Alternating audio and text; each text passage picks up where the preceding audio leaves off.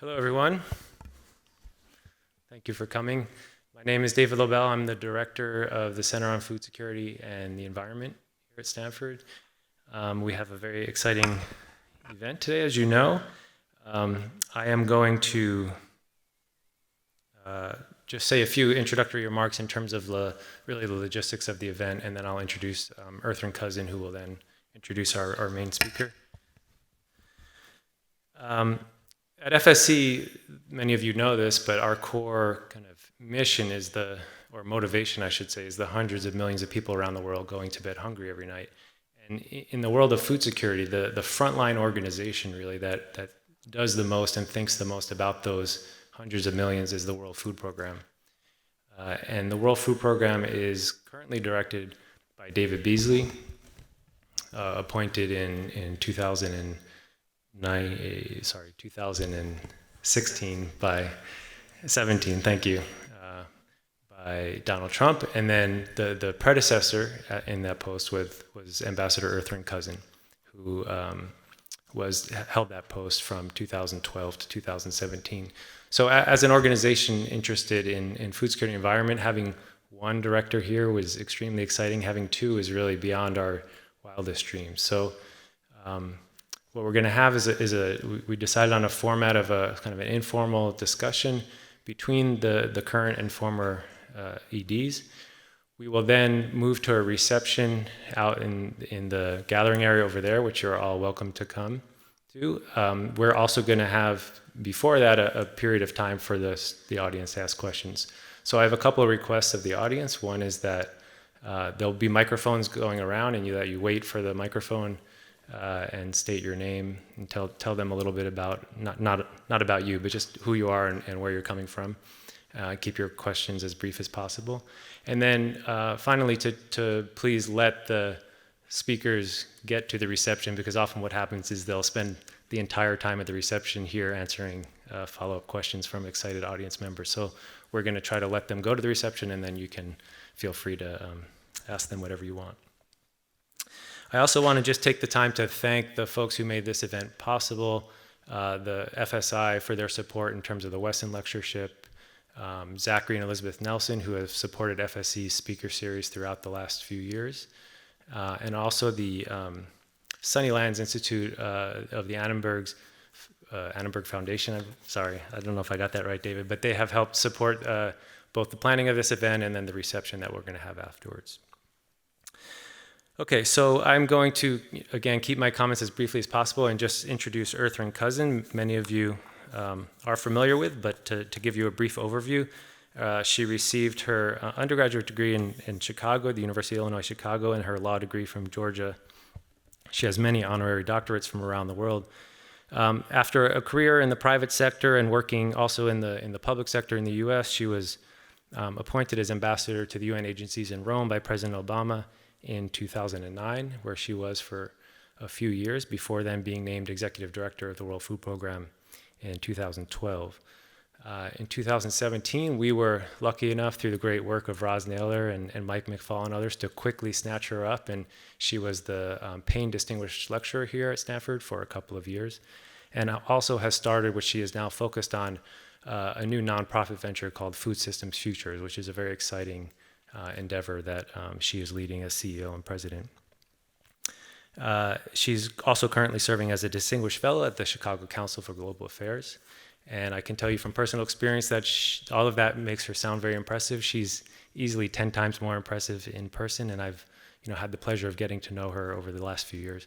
So let's please join me in welcoming Ertharin Cousin to the stage.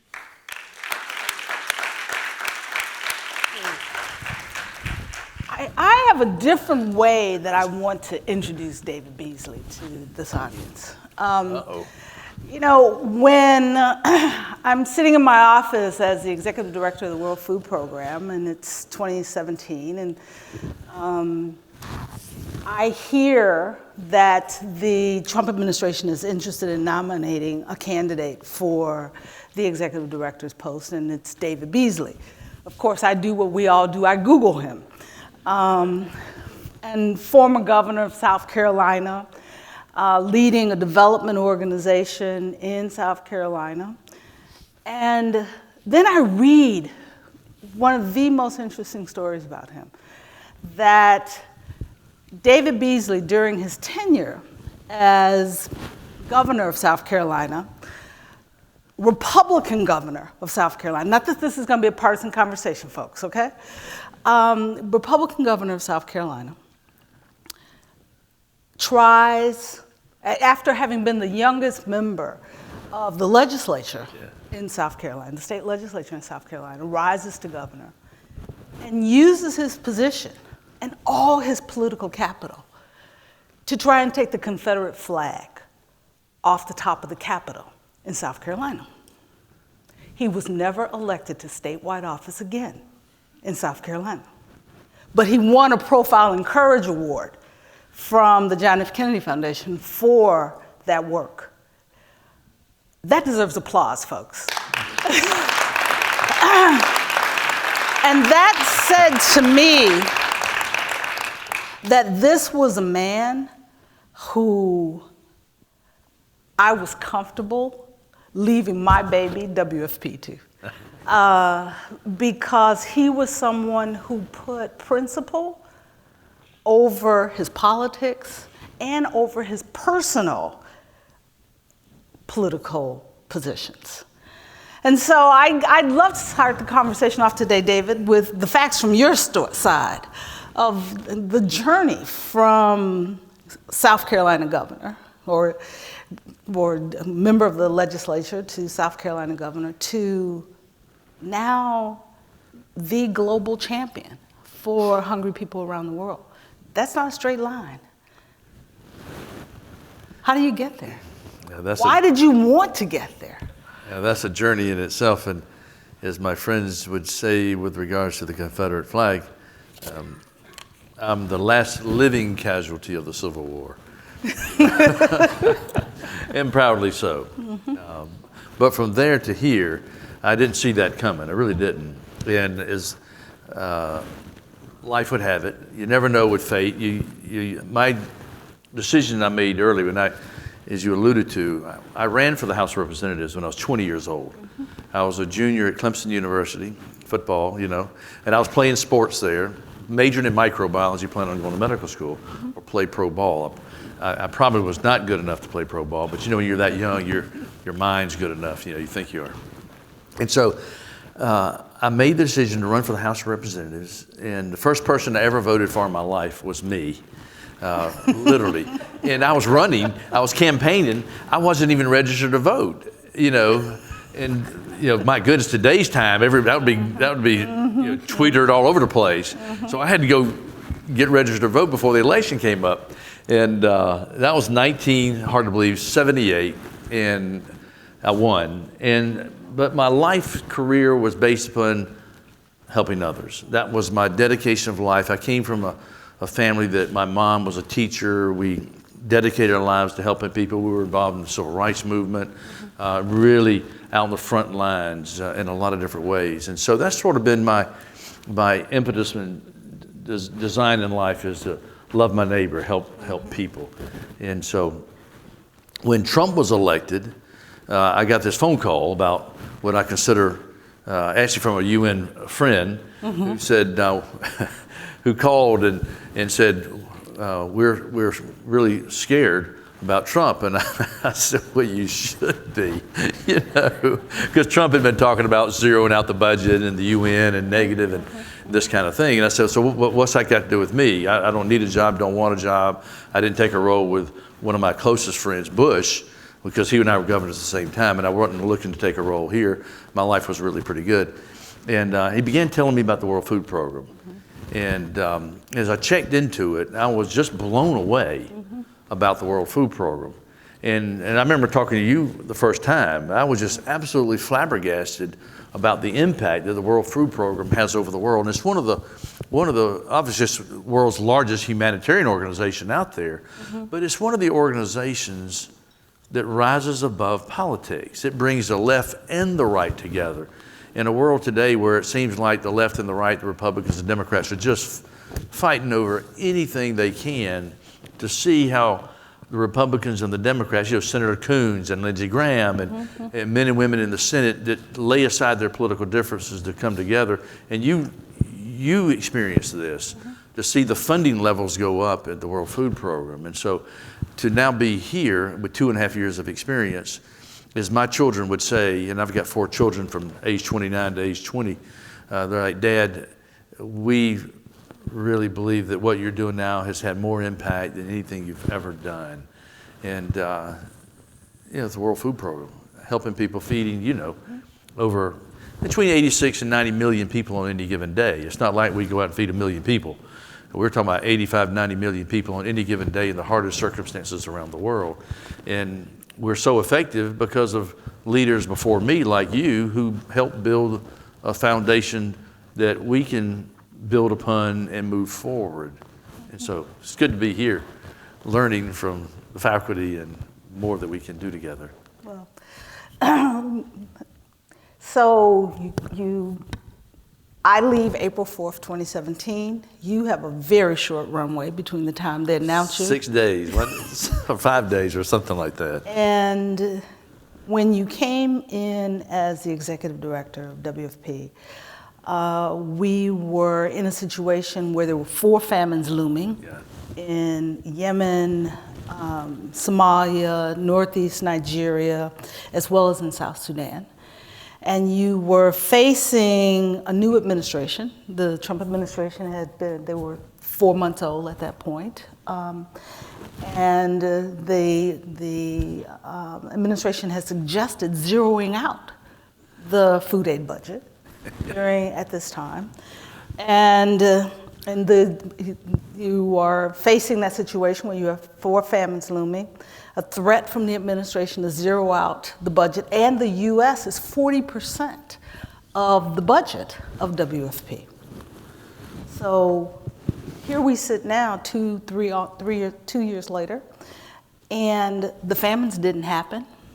And in fact, the U.S. increased the budget to WFP. So short of a miracle, what did you do? I listened to you. Can you imagine that someone wants to talk to you about taking a job and they said, oh, by the way, 40% of your funding, your number one funder is going to zero out your budget, and you're facing the worst humanitarian crisis since World War II with 4 countries facing famine. We were joking about this a little early with some of the students. I felt like Donkey on Shrek, pick me. Like, why would you want that job? And but what was critical is knowing that Trump had already made some pretty tough statements, and knowing that his initial budget, had zeroed out the international aid. I went, before I agreed to take there was kind of quid pro quo. I had to agree, then of course the committee system had to agree to me as well. And so when I went and met with Chris Coons and Lindsey Graham and key Republican and Democrat senators, I said, I need to know if Trump follows through on zeroing out the budget, will you stand strong in the budgetary process, even on the veto process? I'm not taking this role in that circumstance. I need to know if you'll stand there and be strong, I'll assume the risk, so to speak. And they agreed. And fortunately, as we put together strategy, working State Department, the military, because like Matt just said, if you cut humanitarian aid, plan to buy more bullets. I mean, and you can't, if you're not out there in the field, it's hard to really grasp the reality of what the World Food Program does to stabilize countries around the world, because we would have greater destabilization, greater migration by necessity, as well as conflict, et cetera, if it were not for the World Food Program. And I felt like if I could get sufficient facts in front of Trump, that he would make the right decision. But one of the most difficult things in the political arena, particularly with a United States president who's got trillions of bits of information trying to get to him, how do you get your information to him, right? The gatekeepers and the filtering system. And fortunately, we had some tremendous support from the State Department that transcended Republicans and Democrats, because this is where my relationship and experience was critical, coupled with the experience that the United States government had already had with the World Food Program. Because of your leadership and those before you created such great reputation and respect that it was easy for me to then connect this side to a new administration that had no knowledge at all about the UN humanitarian system. And so when I took my relationships and your experience and brought them together, we were successful. And so now, you would never believe this, but we've gone from 1.8 billion from the Obama administration at that time, which was amazing, to, again, as you alluded to, about 35-40% of the total humanitarian support system from the global donors, to now this year probably will end up about 2.8 billion with the Trump administration, with the support of the Republicans and Democrats in the Senate and in the House that come together. And it's been really, truly quite remarkable. Now, what's also been good is that we've been able to increase substantially the support from the German government, as well as from the UK Parliament, the EU, and actually we've doubled the amount of monies, as we were talking last night.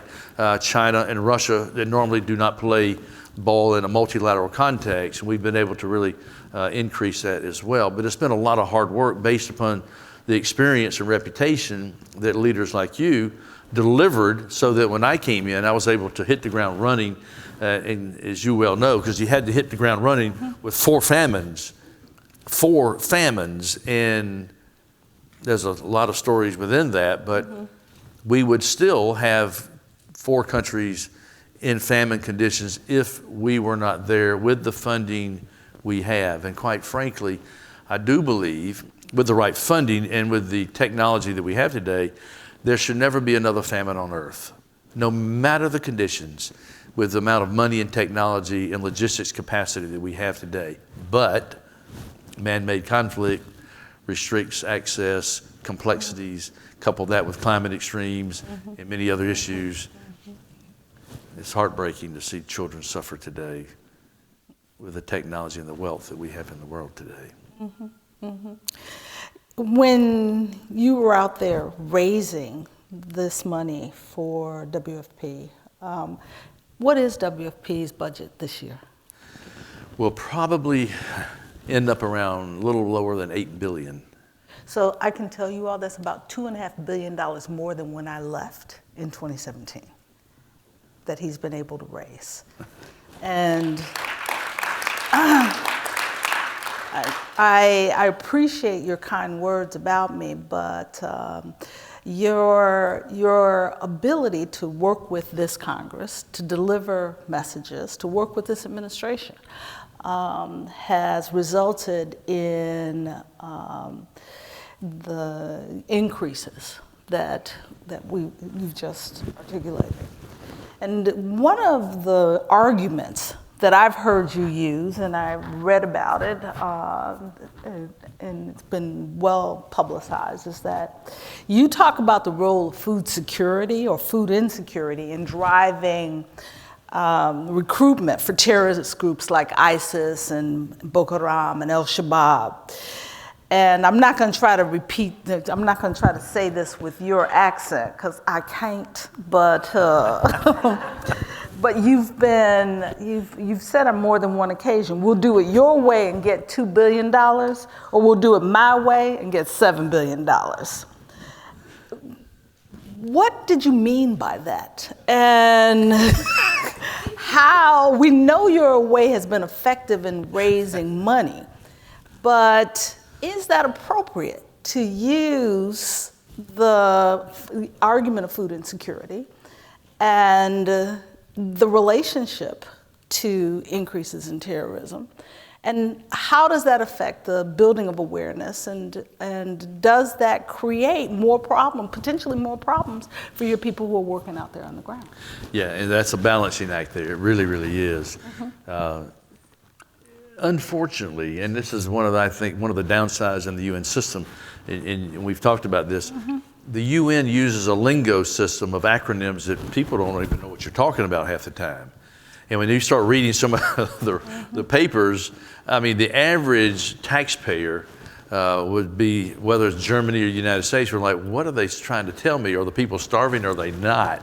So Lindsey Graham, when Senator Graham, and he and I were the two that came up with the Famine Relief Act for the extra $1 billion when we were moving the ball forward, that Trump ended up supporting, which was an extremely important time frame.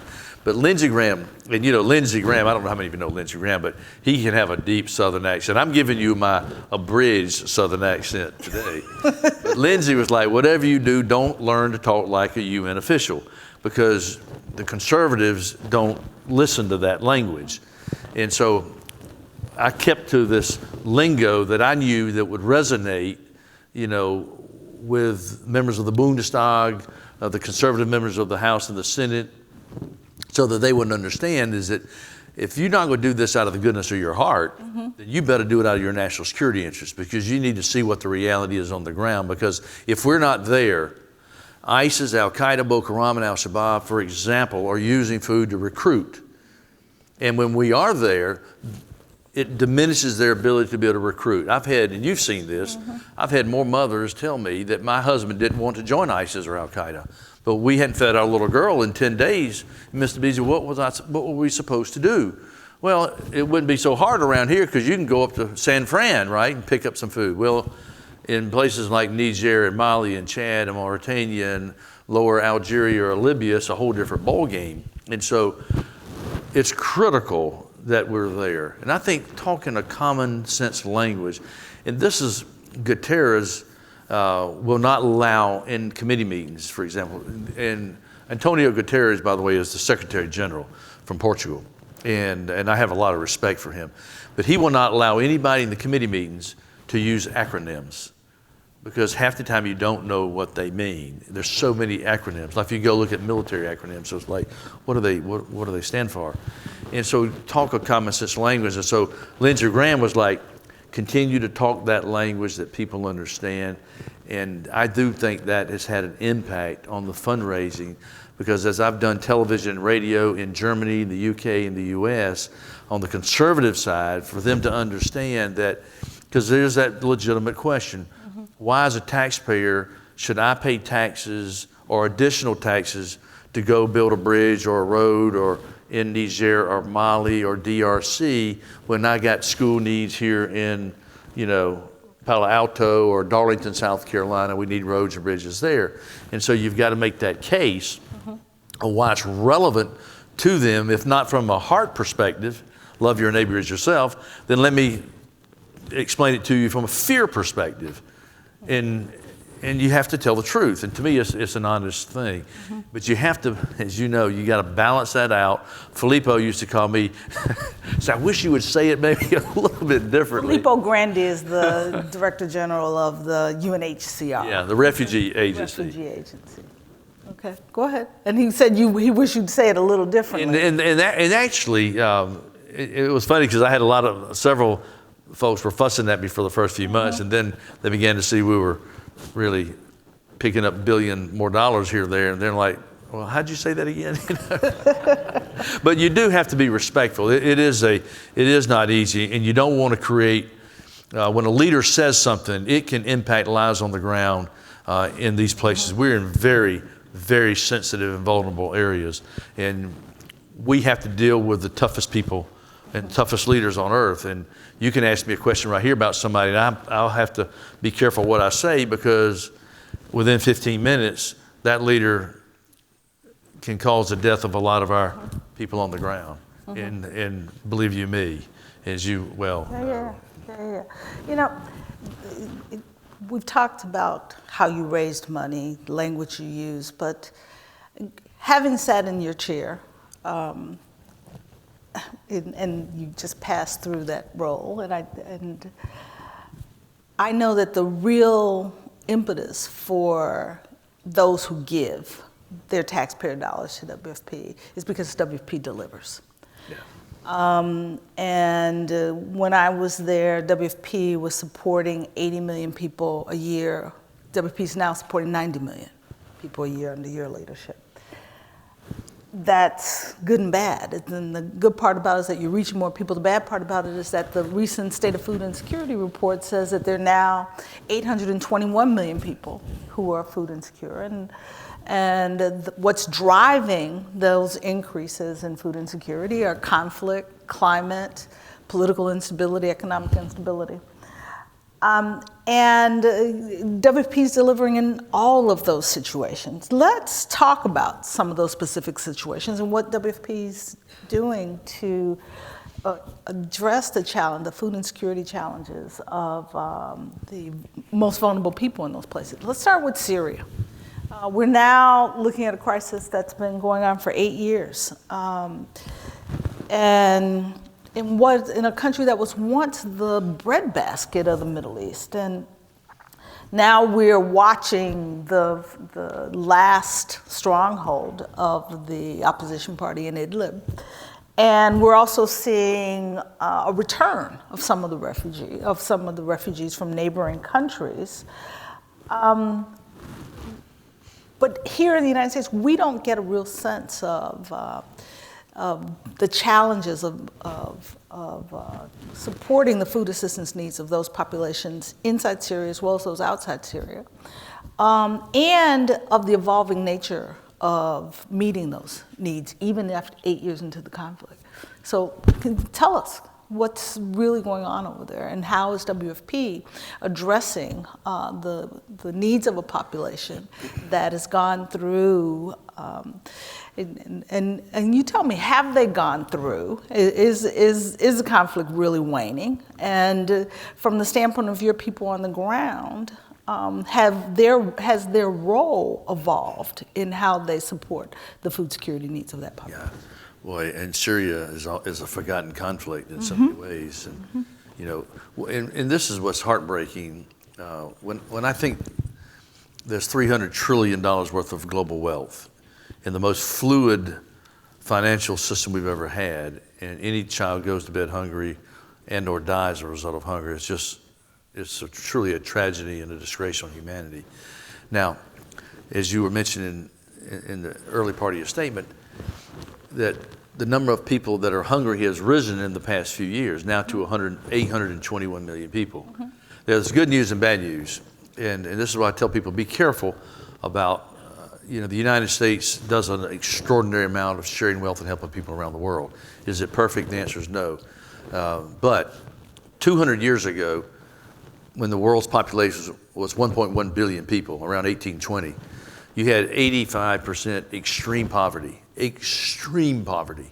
95% poverty. So roll the tape forward, and today less than 10% of the people in the world are in extreme poverty. So the good news is, over the past 200 years, society globally has built institutions and systems that's sharing more wealth than any time period in world history. I know you probably can't understand that from sitting here, but come with us to Chad, Niger, Mali, and places like that, and you'll see the 821 million people that don't experience the sharing of wealth. Try explaining to them that the world's better off than it was 200 years ago. Now, that doesn't mean we tear down the systems that we've built to share greater wealth, but it does mean we have a lot more work to do. We cannot forget about that 10%, that 821 million people. And out of that 821 million people, 113 are in extreme hunger, meaning they don't know where their next meal is. They are marching toward death. They're marching toward starvation. And that is absolutely inexcusable in the world today with all the wealth, technology, everything we have available to us. But far, and what's been driving the rise, when we've been driving it down for the last 200 years, a remarkable progress has been made. But in the last few years, since I've been in this position, it's going back up. That's why I think you need to come back, because I think it's going in the wrong direction because of me, But what's driving the increase? Substantial part of that is man-made conflict. And I'll emphasize man. It's not woman-made conflict. It's man-made conflict. Out of the 821 million people, 60% of that is from man-made conflict. 80% of our expenditures are because of man-made conflict. Then the second most dynamic factor is climate extremes. And I tell a lot of my conservative friends, I said, look, you might debate what's causing the climate to change, but I can tell you on the ground what we see.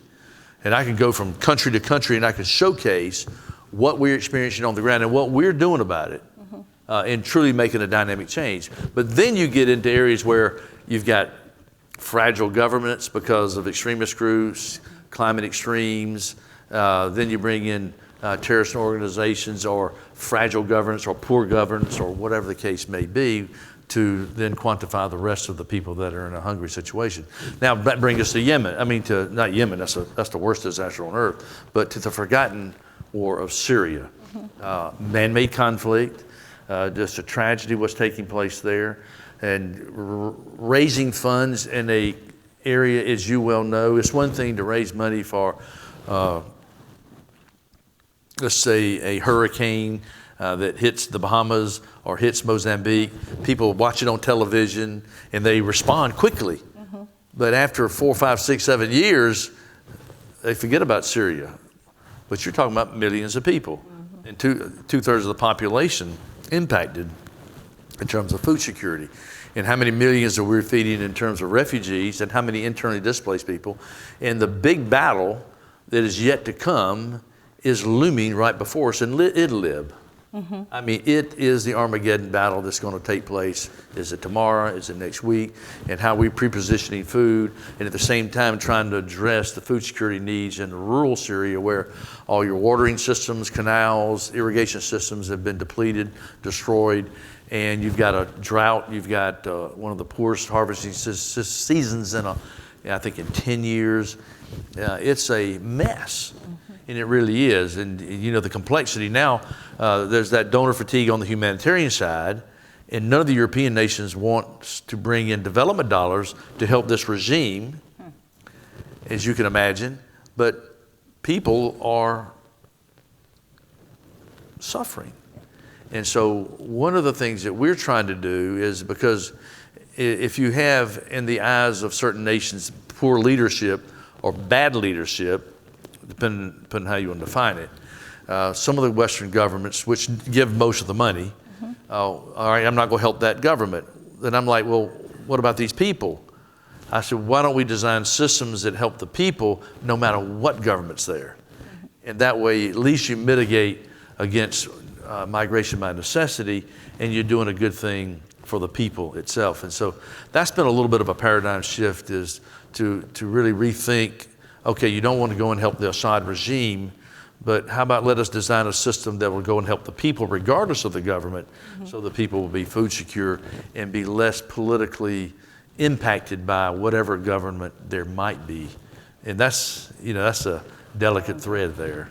There's so many different places I could take that, but there's so much I need to cover with you with a short period of time. And so we'll hold Syria until maybe there's some additional questions later, but let me move on. You alluded to Yemen as the worst crisis in the world.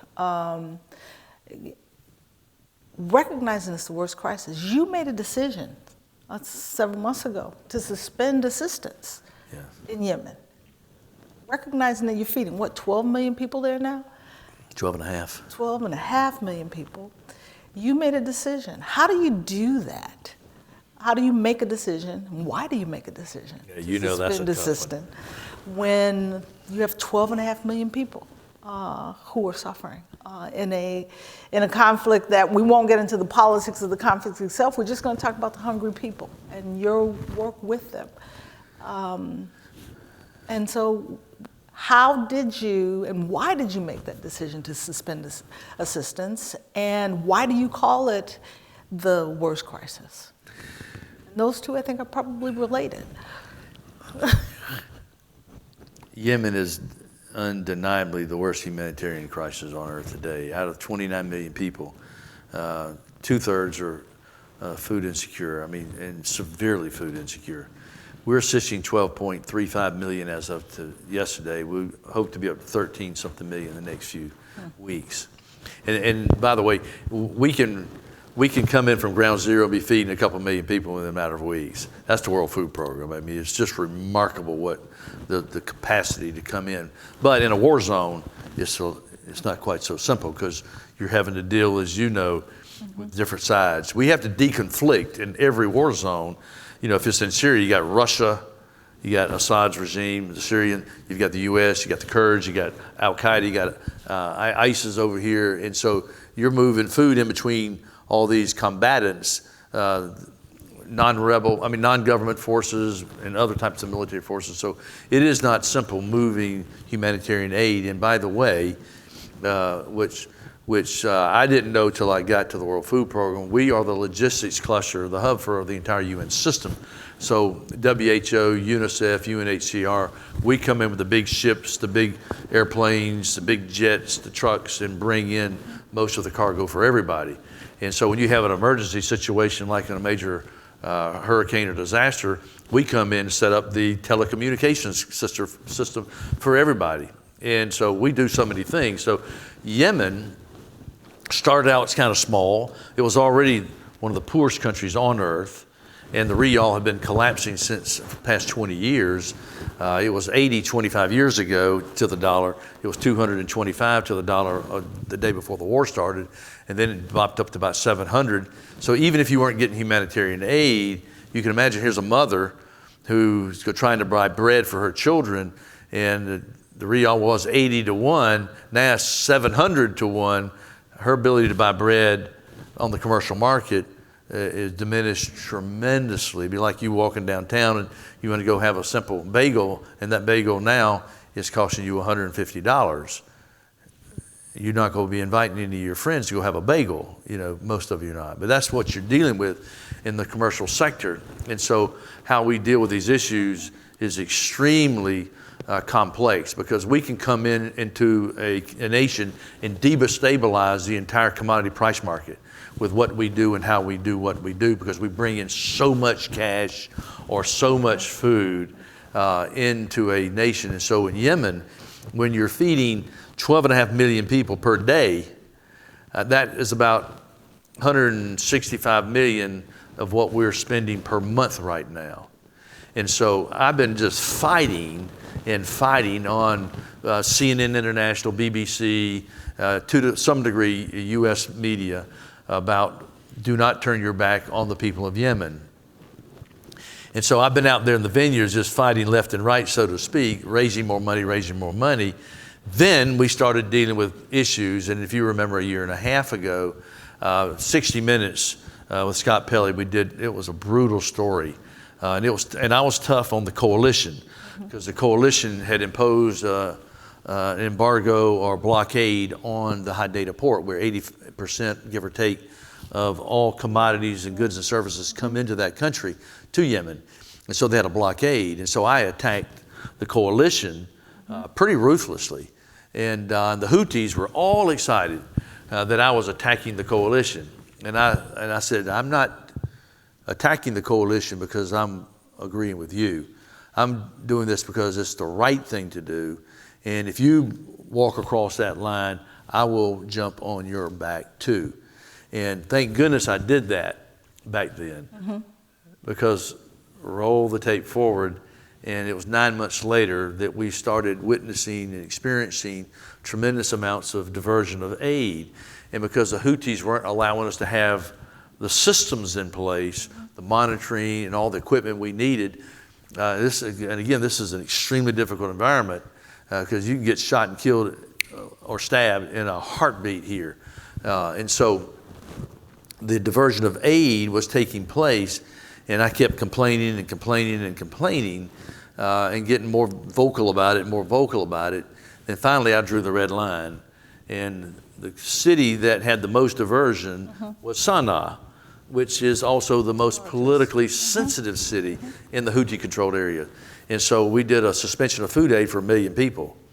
And we had already experienced a couple small places where some of the bad actors were diverting some aid in a small village or two, not to get into the details here, but I suspended aid in a couple of small villages, and the local authorities, the local elders, locked up the Houthi leaders and put them in prison.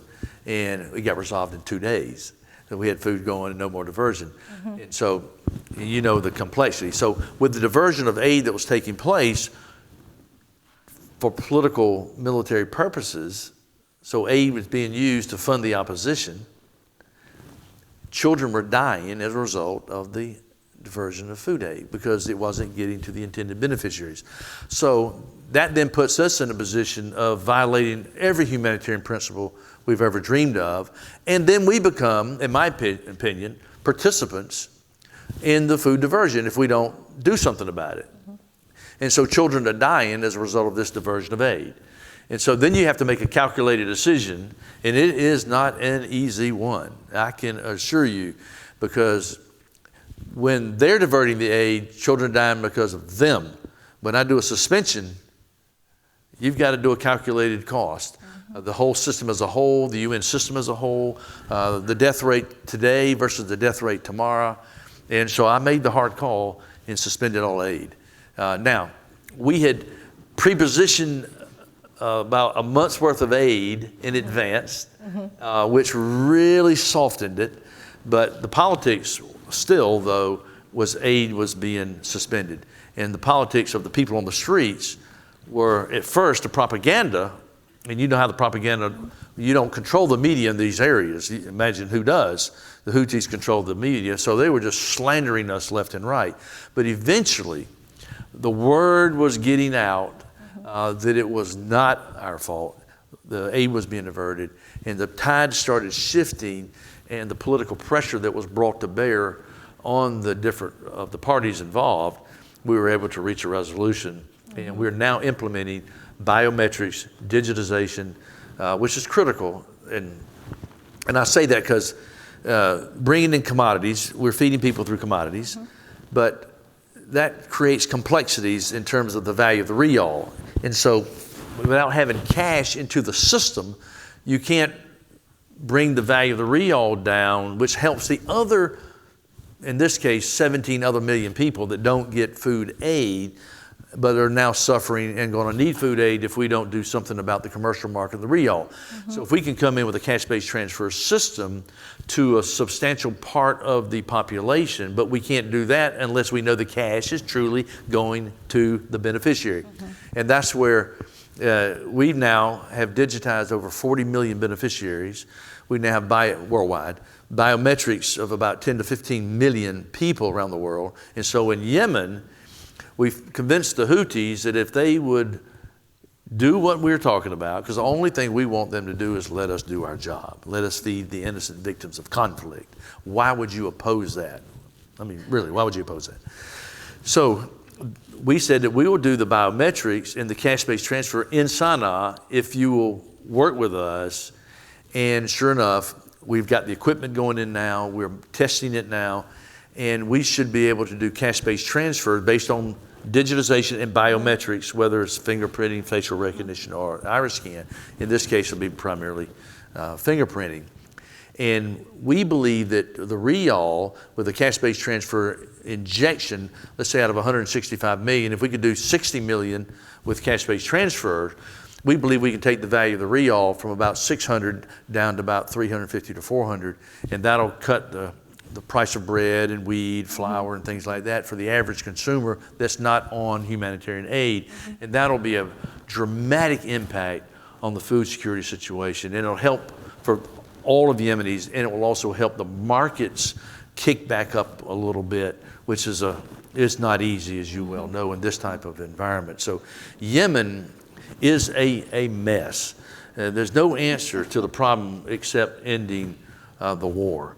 And we can have that discussion. There's a big fight inside the Houthis. I want to be careful what I say here, but there is a battle going on. And as I have said publicly, I'm hoping that the good Houthis win out, because what's at stake is the children that have been traumatized, stunted, and died as a result of this war.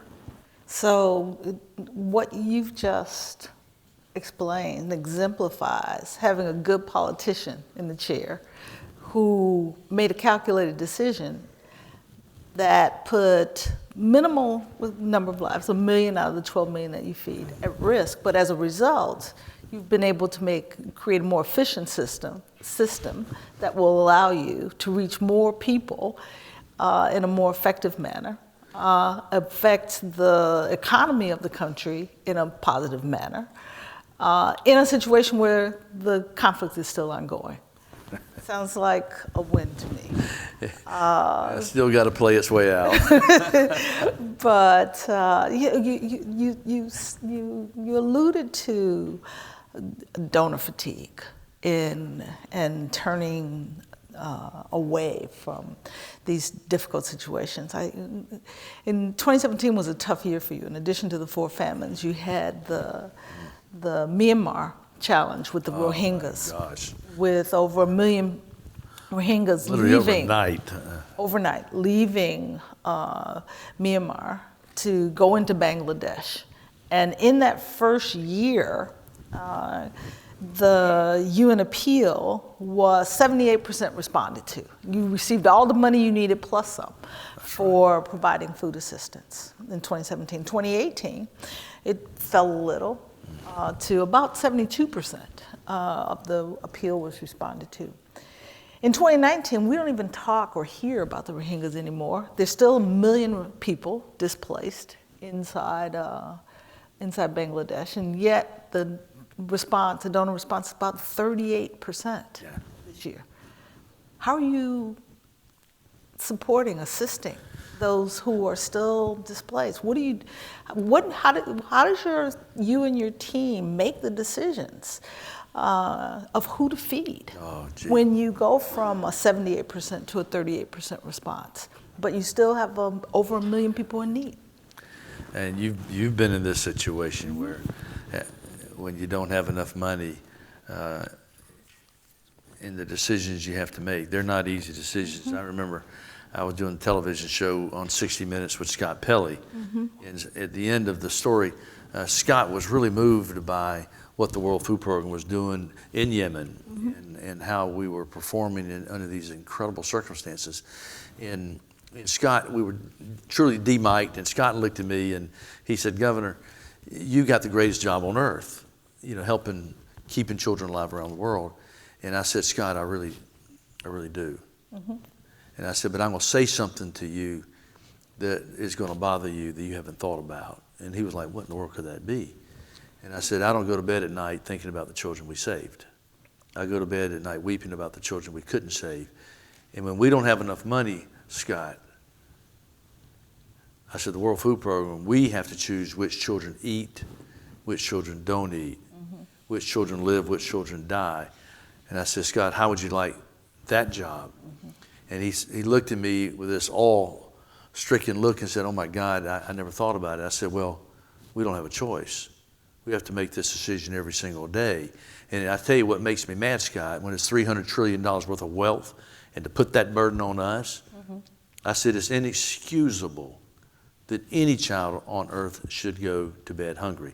So in a place like Rohingya, at the Cox's Bazar, where we scaled up 1 million people literally in just a matter of days, and it's just awful situation, an awful land situation you're familiar with. And I've been there a couple of times.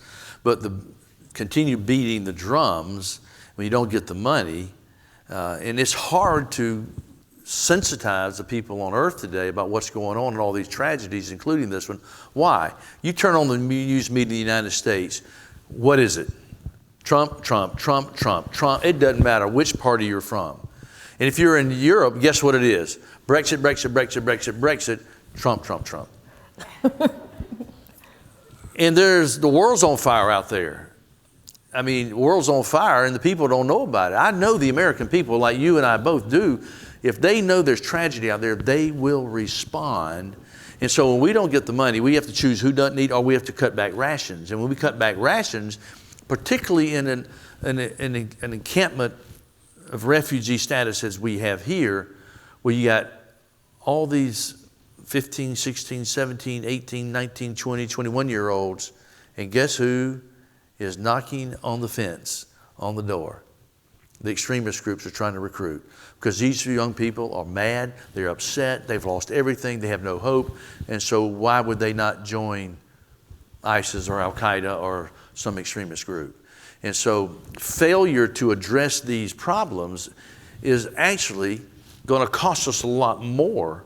And this is what in the Syria situation, when I was talking to members of the Bundestag, I said, let me go through some dynamics. I said, it costs us 50 cents to feed a Syrian in Syria, which is almost double what it normally costs because it's a war zone. We can usually feed an adult for about 31 cents, a child for 25 cents.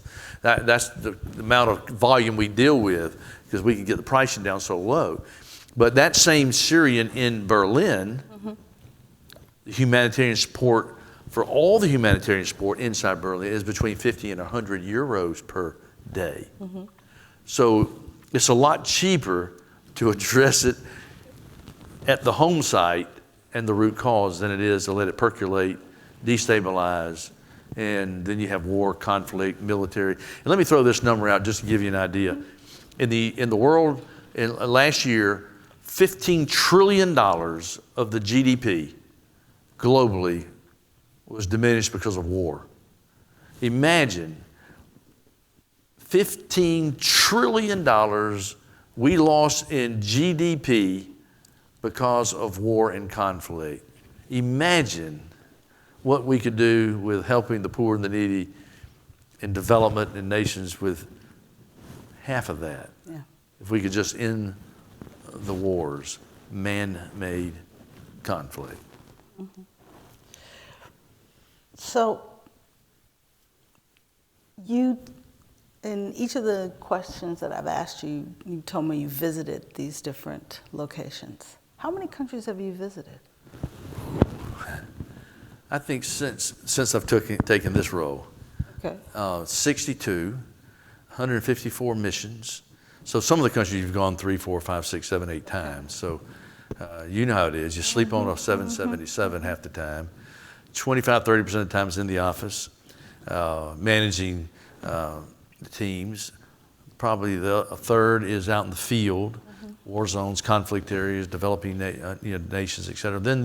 Then you're in Washington, D.C., raising money at the New York General, the United Nations headquarters, Brussels, London, Moscow, wherever you need to go to raise the money, because every dollar you raise is for meals for children, and that's how you look at it. You know that because people, you have this impression of the UN being very inefficient and ineffective, but the World Food Program, out in the field, our folks, they know if they can save $1, that's 4 meals, and that's how they think. And they're always looking for ways to save money. And you know that because you're part of this success story, and I sell it everywhere.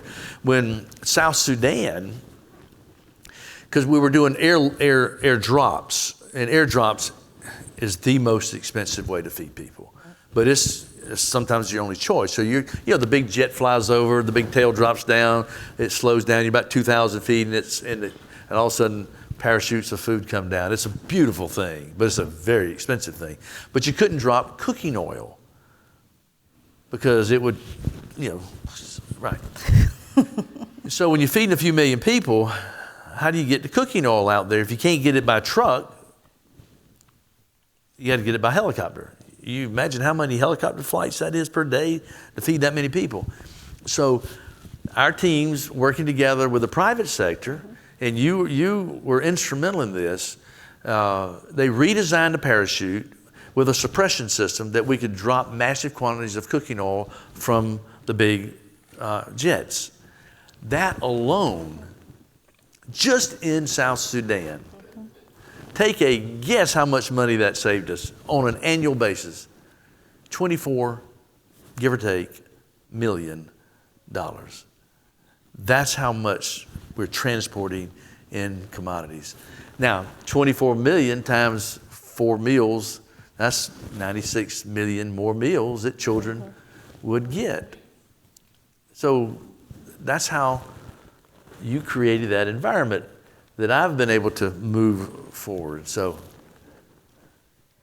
well, I've spent 2 years since I left WFP here at Stanford, and I talked to a lot of students, and I see a couple of them in the audience today. And I know there are a lot of students in the audience who who are interested in working for WFP or in the humanitarian space. And what advice would you give to them? But I'd also like you to talk to the faculty and researchers who are in the audience today. You talk about these innovations and the impact that they make on making the organization more efficient, more cost-effective. And are there knowledge gaps that could be addressed by research that is being performed here that would help WFP better achieve their goals? So talk to the students about what they need and advice that you'd give to them if they're interested in the humanitarian space, and then to the faculty and the researchers in the audience. Well, and I think this generation, the millennial generation, has got some hard decisions to make. Mm-hmm. And I think we've got to really think about our neighbors. I do believe this, and I say your generation, talking about you young people out there, I think you see people less tribal, if that makes sense. I think you see people all the same, which is a beautiful thing, because that's, sort of my goal in life is everybody's equal, and how do we treat everybody the same? And I think we've grown up in this tribal world, your tribe, my tribe, this tribe, Democrats, Republicans, this. But I think the young people are less tribal in that sense. I don't mean that you don't respect your heritage. That's not what I'm talking about. But, these man-made divisions, you got to be in this tribe or that tribe. And I think y'all see things differently. And I'm really hopeful for that. But at the same time, you got some hard decisions to make. And I think your generation, I'm hoping, will be more selfless in helping people become more self-reliant. How do we help more people become self-reliant? How do we help more people, that 10% that is falling in that crack out there, not turning your back on them? This is what I'm telling, and you are too, the big corporations, that look, you've got to do this. You've got to take some of the wealth that you've created and help the poor, but not just in a charitable way, do it in such a way that poor people can take care of their own families. I haven't met a single family yet, whether it's in Mali or Niger or Yemen, that wants outside help. They don't. They want to take care of their own families. And it's a beautiful thing when I sit there and I see a woman standing there like on the hillside of Niger in a very drought-stricken area, and she said, Mr. Beasley, because of the World Food Program, I'm no longer needing outside help. I'm feeding my family, my village, and I'm now selling in the marketplace. She stands there with pride, and you're like, this is magnificent. So the young generation, you're going to face some difficult issues in the next 30, 40, 50 years. As the population goes from 7.5 billion up to 10 billion, if we're struggling now with all the wealth that we have in the world today to feed 7.5 billion, imagine, you think it's a problem when there's not enough food to feed the folks in Niger. Wait till you don't have enough food in San Francisco. You're going to see the character of what you're made of when you're fighting to eat. We don't need to be in that position with the technology and the advancement. And this is where I think the United Nations and the World Food Program, we've got to take advantage of your heart, your capacity, be engaged with us. And it's not easy getting a job at the World Food Program. I had no idea how hard it was. My goodness. I mean, if you don't have a master's degree or more, forget about it. And the areas that I think like last night as we were talking with your faculty members, and I know David and I were talking earlier about some of the projects we're working on, geospatial dynamics with, and you can't believe, and if we had 2 hours, we could go into, yes, we're the world's largest humanitarian operation, but we're also in digital, biometrics, blockchain technology, artificial intelligence, drones, satellite imagery. How are we using that? What are we doing with Google, Facebook, Amazon, et cetera, Alibaba, and the list goes on, and how we're using so many different dynamics in terms of a multitude of issues. And David is working with our teams now in such a way that I think is remarkable. But you've got expertise here with your faculty that we got to take, I think, greater advantage of. And I think how do we we push that forward? And that's one of the reasons that, coming here. I'm raising $21 million a day, so to come here is not an easy decision. Because by the way, y'all can't leave here until I get my 21 million. If there's one of you out there. But to come here is an investment of time, and time management is critical as a leader. But Ertharin has such great insight and respect, and I have got such great respect for her. And to come here, and she's been telling me about the talent here, and I know our teams that I've talked to have such a great respect for the talent here. So what can Stanford do to help address, in my opinion, the greatest problem on earth in terms of food security? Man-made conflict, climate change, but I'm telling you, without food security, you will have no other security. Food security is the fundamental building block to a sustainable, resilient society. And so Stanford can play a role in that. I don't think we're taking advantage enough of the talent, not just at Stanford, but also Clemson and other places like that. But Stanford's the best. Stanford, second best. Yeah, okay. While we take some questions from the audience, and there's some hands down. There's a hand down here in front. Sir, I was going to ask you, you mentioned that the media doesn't, There's a mic coming. Yeah, my name is Anu Pugalia. I'm just a member of the community.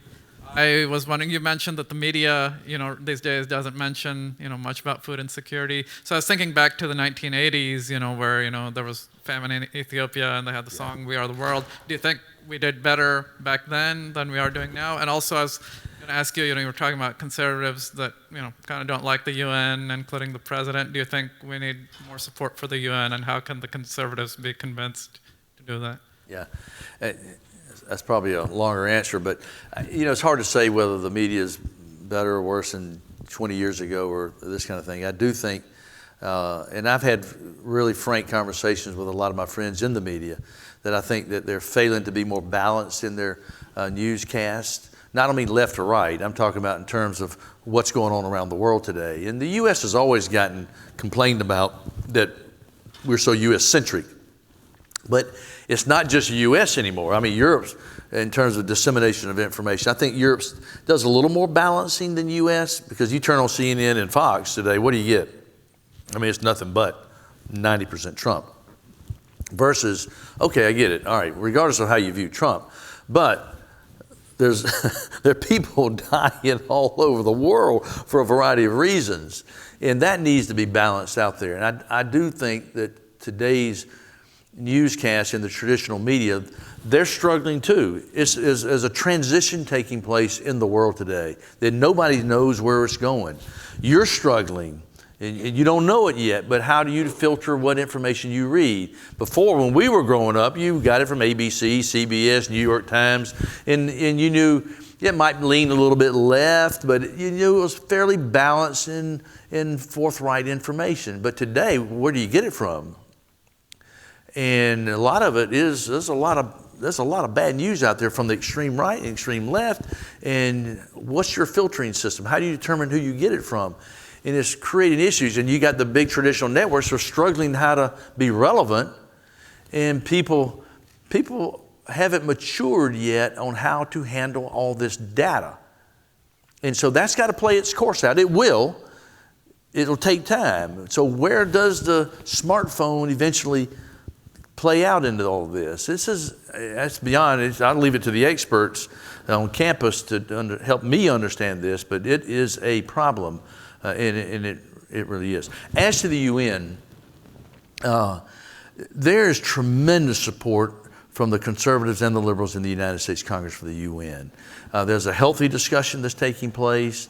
I think the UN, and I know Ertharin would agree, we all believe that it can be better, it can be stronger, it's made mistakes. I do believe in the past it shunned the private sector and it shunned the religious world. I think you're seeing a more strategic and effective integration of both today that's going to make the UN more strategic and more effective. The private sector, in terms of addressing hunger, poverty, is critical around the world. And so we must properly engage the private sector, not shun them, but at the same time, not let there be an improper balance of ethics and conflicts of interest and things like that. But in the U.S. Senate and the U.S. House, you get tremendous support from both sides. Obviously more from the Republican conservatives, you get a lot more questions. But I've spent a lot of time sitting down, going through what we're doing, and you'll still get some disagreement about certain elements of the UN that they don't agree with, but those are healthy discussions, and each country has to make their decisions. But the world needs the UN now more than any time period probably in world history. And so this is not a time to withdraw from the UN, it's a time that we need to strengthen the UN regardless of which administration is in Washington. And so it's a difficult discussion in the world today because some people feel like the United Nations, they don't really see UNICEF and World Food Program as sort of the UN. They're seeing that there's more war, more conflict, the UN isn't getting it solved. Well, we are the UN. What we're doing around the world is truly making an impact in stabilizing countries and in keeping the floods down, so to speak. But people don't really see that. And so when we go and meet with leaders and explain what we're doing, particularly on the conservative side, it's remarkable with what change of perspective there'll be. But if I went and talked to them on that old UN lingo, you know, they would be like, out of here, Beasley. You know, we liked you, but you've gone to the dark side, you know. Going to the dark side, before we get to that question, I'm going to ask you, I'm don't want to be provocative here, but I do. WFP is part of the UN. And I've heard you say, and you've been quoted around the world saying that you've prayed with leaders all over the world. How do you balance your role as a faith leader, because you are, and your role as a UN leader? And where are there lines that you draw, or that you're required to draw, and do you draw them? Yeah. And what impact does that have on your service and on the organization? Well, you know, and most leaders come from a faith background, whether it's Buddhism or Hinduism or Shia or Sunni or Catholic or Protestant or Orthodox or whatever it might be, right? And so one of the things I've learned in life is respect people's religious perspective, even if, whether it's atheist or whatever the case may be, respect where people come from. My faith, and I don't, you know, if somebody asks me about it, then I'll answer it. But how I live my faith is this. I believe that every human being is created in the image of the Almighty, and I believe that every human being is equal. And the color of our skin might be different, our eyes might be a little bit different, but the spirit, we're all the same. And so that helps me never have discrimination, because everybody should be treated the same. And so that's how I come from my perspective. And so it's interesting, I was giving a speech in Kenya in Kenya about 2 years ago, and to what was their national prayer breakfast by President Kenyatta and the parliament leaders that I had known over the years that asked me to come speak as a UN senior official. And I went and spoke, and I had a couple atheist friends that they're like, I said, you got to come. I said, you need to hear what I'm going to say.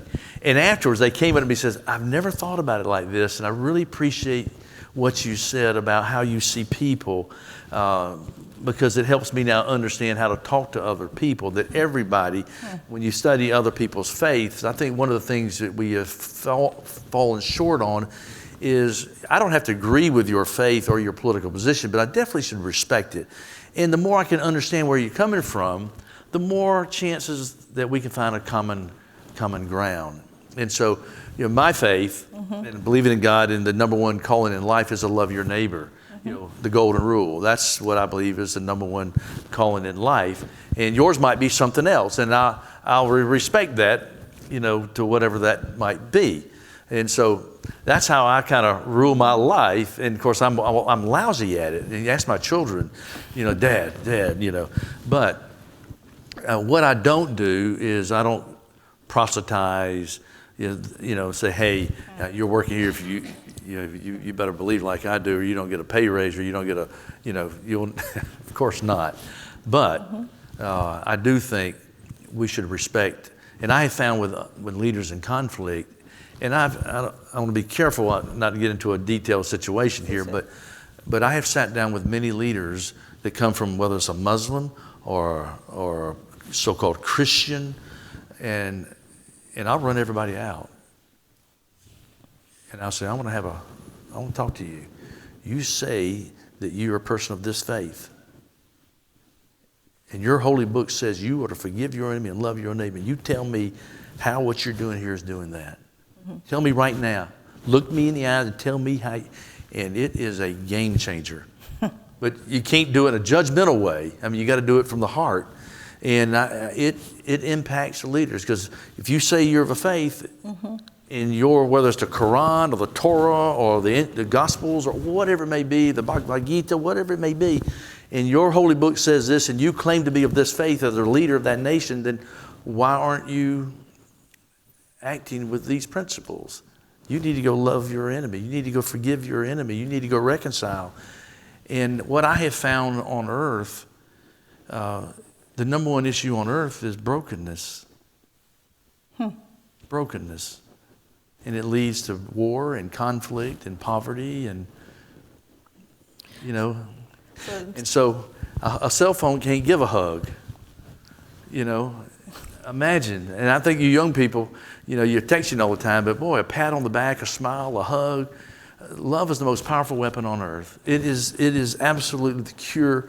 But as Mother Teresa said, an empty stomach, love fills an empty stomach.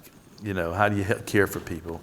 But anyway, I'm not perfect. I am the worst of the worst in so many ways. I try to hold to a higher standard, and that's why I like friends that hold me accountable. And mm-hmm. I like you to say, hey, you might want to say this a little bit different, a little bit. That's what friends are for, to help you mm-hmm. always improve and be willing to listen and always be willing to be better, mm-hmm.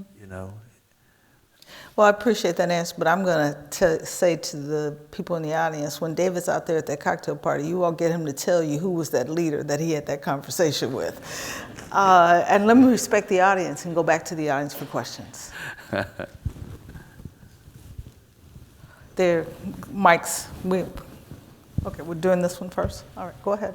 Hello, my name is Philip Ipock. I'm actually a freshman here at the university. I was wondering if you could speak a little bit to the situation in Venezuela, especially given how politicized that is in the United States, if that's affected your efforts in the World Food Program. Venezuela. And I'll add on to that. Talk about WFP, and WFP's role in getting kicked out of Venezuela and how that affects your ability to support the people in there, and why you were kicked out. I got to be extremely sensitive what I say, how I say now, because we're in the middle of negotiations as we speak. We're making tremendous headway, and as you can imagine, in any complex situation, there are sometimes multiple different views and those with authority in any given country, and so you're having to manage different views in any mm-hmm. administration. So here in Venezuela, you got Maduro, you got Guaido, you got U.S., you got Russia, you got the surrounding countries that are affected. Obviously, our ability to be able to help people that are hungry, that have left the country, the millions that have left the country, whether it's in Colombia, Ecuador, wherever it may be, is one set of issues. But inside, I'm trying to think what I can say right now, but we're on the ground there. I think that is public. We're on the ground. Okay. I mean, like now, or we've worked out an agreement with the Maduro government and the Guaido team and the U.S. and others to go in and do a very comprehensive assessment of the reality on the ground across the nation. We are 97%, 100% complete. We'll be having more to say about that in the next few days. But we have an agreement with the government that we will release that information to them. And then we'll decide how we release it publicly.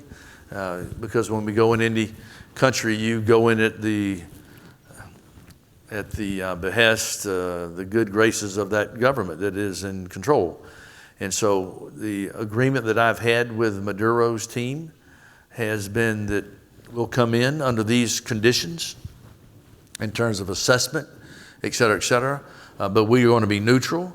And when and if we do and are allowed in with food and assistance, we will do it in a neutral environment.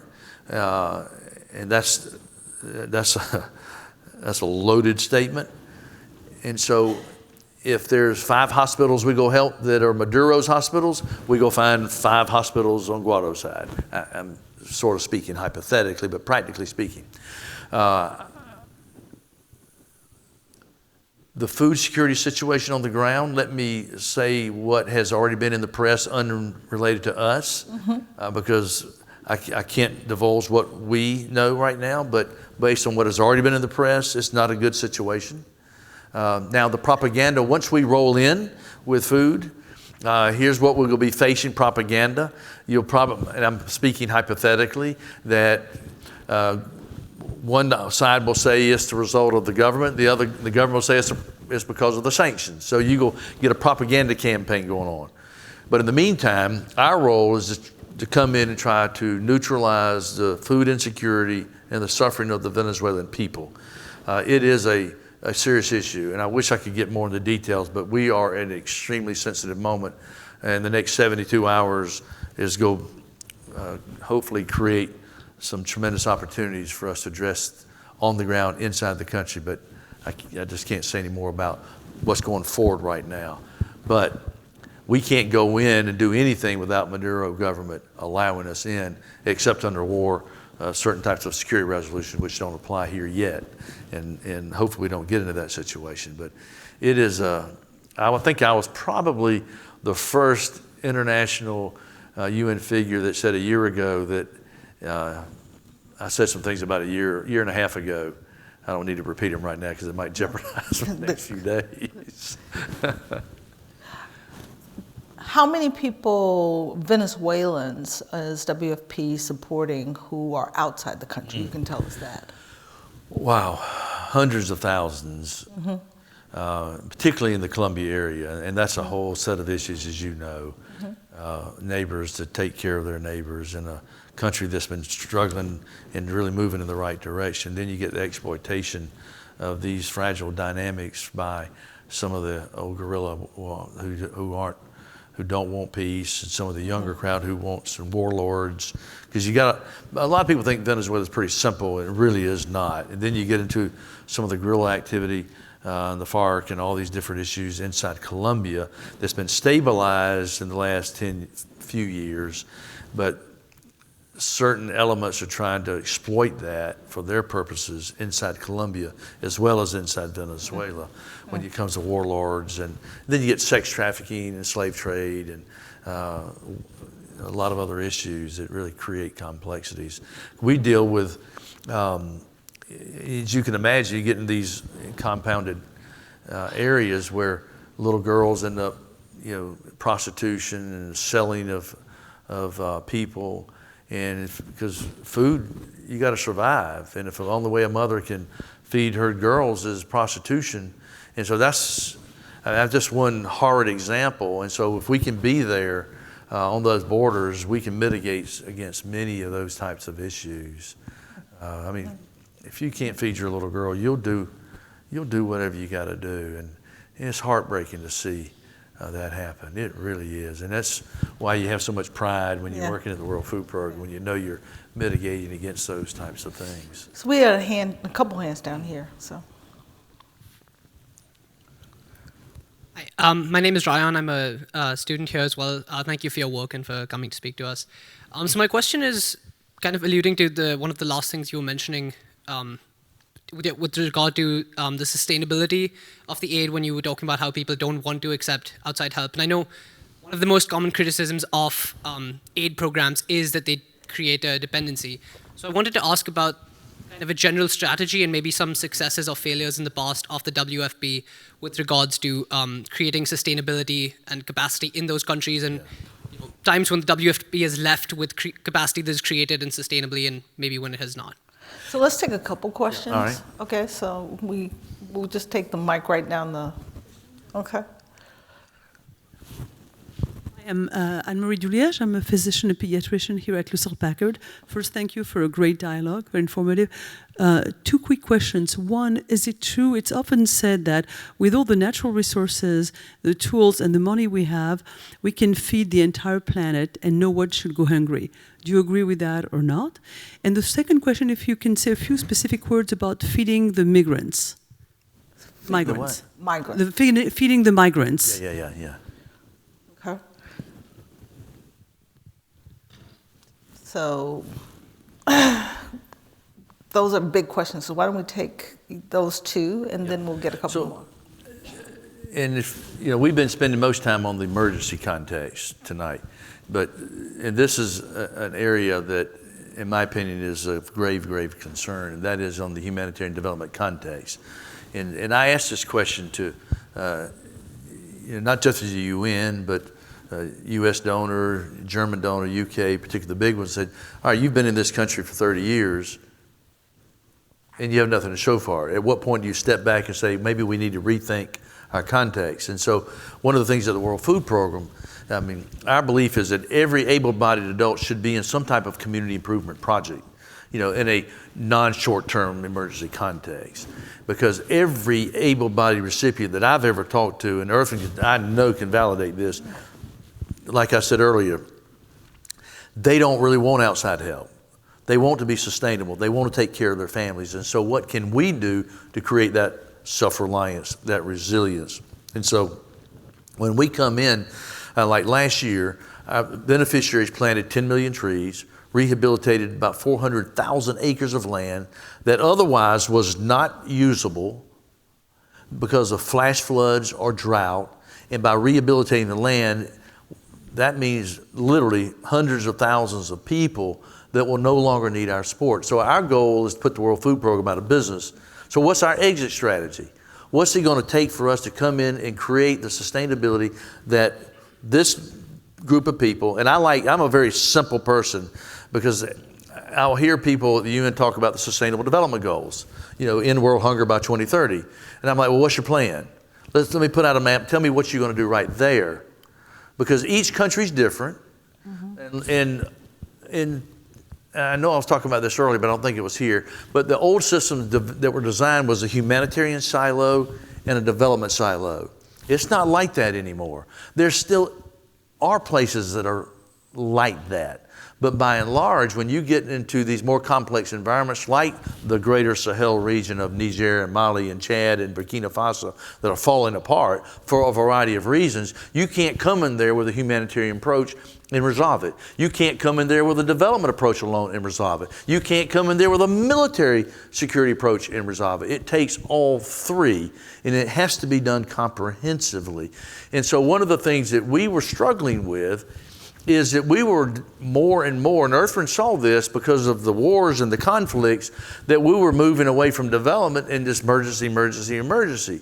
So our teams would arrive at headquarters at 8 in the morning, and they're dealing with a crisis in Yemen, hostage taking, whatever it might be. And at 10 o'clock, you got a crisis in Syria. And at 12 o'clock, you got a problem in South Sudan. And at 2 o'clock, you got a problem in northeast Nigeria with Boko Haram or Al-Qaeda. And then Somalia. And by 7 o'clock at night, you don't have the energy to talk about development in Ghana or wherever. And so we were a system that was built and designed for probably a $3 billion operation, and now we're $8 billion, so we've got to restructure. First, protect what we do good. There's no doubt the World Food Program is the best of the best of the best in emergency operations, humanitarian, no doubt. But on the development side, we're neglecting the other 60, 70 countries that need help. And if we don't go in there now and address root cause, they go be countries of conflict in a matter of time. But all the money is going to the areas of conflict. And so we're trying to bifurcate now and say, yes, we want to still be good there, but we now need to bring the humanitarian development context in these other countries that are getting neglected. And we're trying to make this case to the major funding countries who develop their own silos and they don't talk to each other, and they piecemeal. Government of Germany doesn't cooperate and collaborate like, in my opinion, they should with the United States or with the UK or the EU. And so everybody's piecemealing in the country and they're not talking. In the US, we've got our own program, multiple programs in a country, and they don't talk to each other. And so we're not scaling up in a holistic, comprehensive way. And so I'm trying to get everybody, let's sit down, break down some of these barriers and silos. Let's be more comprehensive, more holistic, so we can scale up and have an exit strategy that we're no longer needed in the country. Now, that's easier said than done, but at the same time, I don't want to just talk about ending world hunger. Let's talk about ending hunger in that country, and what's the plan? And so I'm kind of practical. Put out the map. Let's draw a circle around that village and say, all right, what are we going to do in that village right there? And World Food Program, they'll get it done. And I wish I could show you a video, some of the food for asset type programs, like in some of these very delicate, difficult regions, where we do what we call, for example, like a half moon project. And Ertharin's seen some of the stuff that they were doing before I got there. We're trying to now take what she was doing and scale it up. And we can take an area that absolutely, I'll just give you an example in Niger, where you have just this drought, and you look at the Sahara, then you got the Sahel, then you got the Sub-Sahara. But the Sahara is moving down about 1 kilometer per year because of the climate extremes, right? Well, it's already a very poor country, this region of the world. And guess what? The nomadic herders have to go down because they got to get fodder, food for their animals. So they move down into the farms. So you get conflict between the herders and the farmers because it's all about water. Mm-hmm. Well, ISIS loves that. They come and exploit that. And young people don't see a future, and ISIS or Al-Qaeda is blaming the government. And so you see where this story goes. But if we come in with a food for asset program and stabilize an area, and when you see like what we call these half moons, which is very rudimentary, I mean, very rudimentary. And we'll say, hey, we'll provide assistance, but we want to work with you on rehabilitating the land. We're rehabilitating climate impacted areas all over the earth. And it's the poor people who bear the brunt of the wealthy nations that are actually doing more to impact positive. It's really, I love what these people are doing when they're the one that's paying the price. And when it's their hearts are so amazing. And truthfully, and when you feed 90 million people, if I fed your people every day for 2 years, do you think I would know what's going on in your neighborhood, in your house? You bet I would. So when you feed 90 million people, you know what's going on in the neighborhood. And we've done studies and surveys, and we know that people, by and large, they don't want to leave home. But if they don't have food or some semblance of peace, they will leave. For every 1% increase in hunger, there's a 2% increase in migration. And before they'll leave home or their country, they'll move 2, 3, 4 times inside their country. They'll go to their aunts or another cousin, whatever it may be, before they leave home. And people don't want to leave. So if we can address root cause, it doesn't matter whether Central America, South America, Middle East, Africa, if we can address root cause, we can end migration by necessity. And then you're left with migration by choice, and that's a pleasant debate. It's a whole different discussion. So our experiential data and performance in, like, let's say Niger, when we come in with these food for asset programs, and if we complement it with the school meals, we're the world's largest provider of school meals outside of a particular government, so to speak, like the United States, for example. Mm-hmm. And so when we come in like that, the migration drops off the chart. Quantify that economically. The marriage rate of 12-year-olds in these cultures where women, girls are oppressed, et cetera, drops off the charts. Quantify that. The teen pregnancy rate drops off the chart. Quantify that. The recruitment by ISIS and Al-Qaeda drops off the chart. Quantify that. So it's a lot cheaper to come in and do it right with the root cause than it is to, that's not my problem. And so our experiential data, and this is where, as Dave and I were talking earlier, I would like to really have a research done in an independent way with the right mathematical and et cetera analysis to showcase to the political leaders is that when we come in strategically, because right now we're spending X amount of money, but if we spent just a little bit more and more holistically, it's going to be a lot cheaper because we're going to be out of there in 3-4 years versus if we keep doing like we're doing, you're there for 50 years. And it's just not right. It just isn't right. So when we do it right, on the migrant issue and we're 60, 90, give or take million people. There are 70 million displaced people on Earth, mostly internally displaced. And then you've got, I'm not sure what the exact number is, 20-something million that are so-called refugees, of which we're assisting and feeding most of those around the world. And we see it firsthand. But when we can come in a system and in their home area, it's a much easier and better situation because they don't want to leave home. They really don't. This is one of the things I fuss with my friends on both sides of the aisle here in the United States and other countries. It's like you've got water lines in the ceiling up there, and you got a few of them leaking, and everybody's fighting over where to put the bucket. You get my point? Mm-hmm. I mean, why don't we just go up there and fix the leak? It's a lot cheaper than to fight over where to put the buckets. I mean, a lot cheaper. And when you hear the migrant who doesn't want to leave, I mean, they don't want to leave. They've lived there for hundreds and thousands of years. And if we can depoliticize that issue by addressing root cause, and then you're left with, as I was saying earlier, with migration by choice. And that's a totally different debate. And I think it's a healthy debate. But right now, it's just a visceral, and they're spending 100% of the time talking about where to put the buckets, and hardly anyone is spending time. And I'm like, pick me.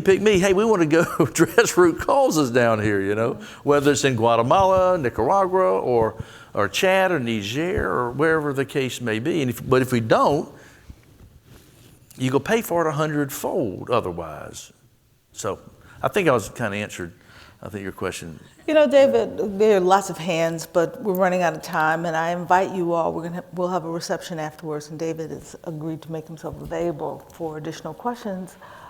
But while we have everyone still gathered here, if there was one message you would want this audience to leave with today, what is it? Whew. I think, first and foremost, go love your neighbor. I mean, please understand this suffering world out there. And don't underestimate the power that you have as an individual, really. And I think within that context is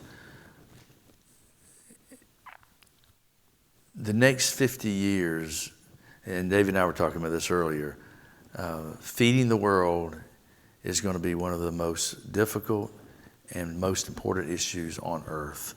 And I think if you will engage, I have little doubt. I truly do believe that we could end hunger worldwide. I really do.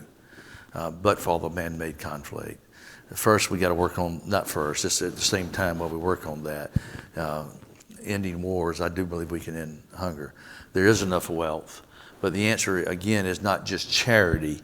While that's very important, it's self-reliance, resilience, and what does that look like? And so when I come to Stanford and I hear from a few of the professors that I've already met with and have already heard from some of the students, your generation, it's exciting to me. I've got a 29-year-old, 27-year-old, 25-and-a-half-year-old, and a 20-year-old, and I have so much hope for the future. But at the same time, I have a great fear from what I see, because there's a lot of destabilization out there. The world is very, very fragile right now. And there's some very complicated issues that have got to be worked through. One example would be China. The United States and China have got to figure out a path forward, they have to figure out a path forward. There's going to have to be give and take. One of the things I tell leaders and state departments is, I use this illustration, the Titanic. While I'm worried about the wine stain on the carpet, and I'm worried about the little bit of mess on the floor of the toilet, and those things are, aren't that good, I understand that, but let's stay focused on the icebergs. Let's work on the icebergs, address those, and while we're doing that, we can fix the stain on this. And so think about the big picture. Don't get too distracted with the small things that might seem to be important, but they're relative. And so, but follow your heart, loving your neighbor, the most powerful weapon on earth. And it starts, as Mother Teresa. I remember when this billionaire wanted to give her some money, and she said to him, "You go back home and love your wife, love your family," and it just blew him away. So start with your friends, your family. That's the most important thing. Anyway, thank you for letting me be here. Well, afternoon. David, on behalf of my colleagues in the Stanford University community, let me thank you for taking time out of raising that $21 million today to come and spend some time with us. I think we all learned a lot from you, and I know this is the beginning of a really good relationship with you in this institution and WFP in this institution. And as I started, I'll end where I started. When I heard about David Beasley and the more I get to know him, WFP and the most vulnerable people in the world are in good hands under your leadership. Thank you. You're kind. Thank you. Thank you all.